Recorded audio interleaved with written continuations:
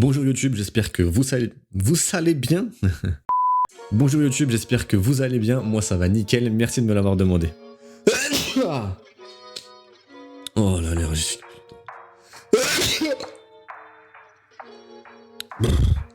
Oui, on est au mois d'octobre et j'ai quand même une allergie. Je sais pas pourquoi. Aujourd'hui, nouvelle vidéo sur une personne qui a vécu quelque chose d'incroyable.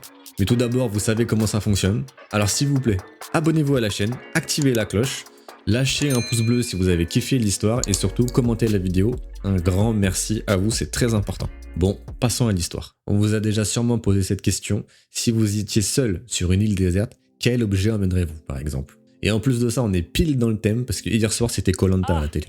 Alors dans cette histoire, il y aura bien une tribu, mais pas de collier d'immunité, pas de totem et encore moins les poteaux à la fin. Si je vous disais qu'une femme a vécu pendant 18 ans seule sur une île. Alors vous allez me demander, mais qui est cette femme? Cette femme s'appelait Juana Maria, la Rota. La Rota. Juana. Cette femme s'appelait Juana Maria. Juana Maria est un pseudonyme. Son vrai nom est inconnu. Elle vivait sur une petite île située vers le sud de la Californie. Elle faisait partie de la tribu appelée les Nicoleños, vieille de 10 000 ans. Cette tribu était prospère et avait l'habitude de faire du commerce avec les autres îles aux alentours. Les populations des autres îles commençaient à migrer vers le continent californien. Il faut savoir que cette région était une plaque tournante des missionnaires chrétiens et beaucoup de ces indigènes ont rejoint leur système. Les Nicoleños ont été les derniers à quitter leur île. Bon là vous allez me dire mais elle n'est pas toute seule puisqu'elle appartient à une tribu. Alors attendez, l'histoire ne fait que commencer. Bon là, grâce ou à cause des missionnaires chrétiens californiens, les indigènes des différentes îles aux alentours et y compris les Nicoleños ont commencé à migrer vers le continent. Donc toutes les îles aux alentours en fait commençaient à se dépeupler, les Nicoleños en partie aussi mais beaucoup moins vite que les autres îles.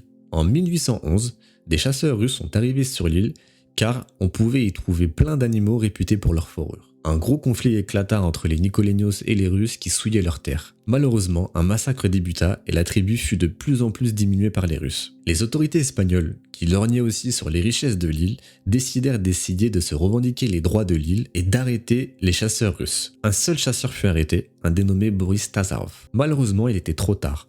Il ne restait qu'une petite poignée de Nicoleños décimés par les attaques et la maladie, et les animaux chassés, notamment la loutre, avait également beaucoup diminué. Voilà, je pense que c'est une histoire qui se répète encore et encore à travers les générations. Un peuple extérieur est venu décimer une autre culture juste pour la richesse. En 1835, les centaines de rescapés Nicoleños restants ont rejoint un équipage mexicain visitant l'île pour partir vers le continent. Mais comme vous vous en doutez, Juana Maria ne les a pas rejoints. La raison pour laquelle elle ne les a pas suivis n'est pas très claire à ce jour. Juana Maria a continué sa vie sur l'île pendant 18 ans seule. Le récit d'une femme vivant seule sur une île racontée par les Nicoleños, qui avaient élu domicile à Santa Barbara en Californie, avait convaincu des missionnaires locaux d'aller la retrouver, mais toujours sans succès. C'est en 1853 que Juana Maria fut sauvée à la suite d'une expédition de chasseurs sur l'ancienne île des Nicoleños. Elle semblait s'être adaptée à la vie seule. Elle vivait d'une façon sauvage, entourée de coquillages, avec des cendres, des tas d'os et des cordes.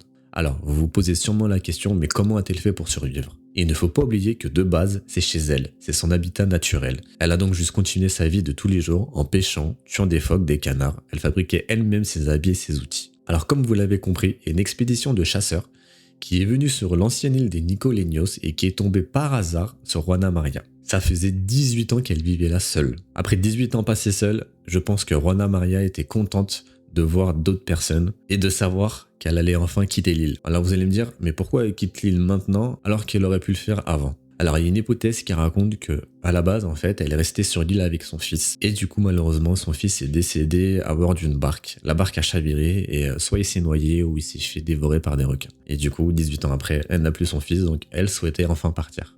Bon, c'est une hypothèse. Hein. À bord du navire des chasseurs, il y avait des Mexicains, des Espagnols, des indigènes qui parlaient plusieurs langues, mais personne n'arrivait à comprendre le dialecte, le langage de Juana Maria. Et à ce jour, personne n'a réussi à décrypter son langage.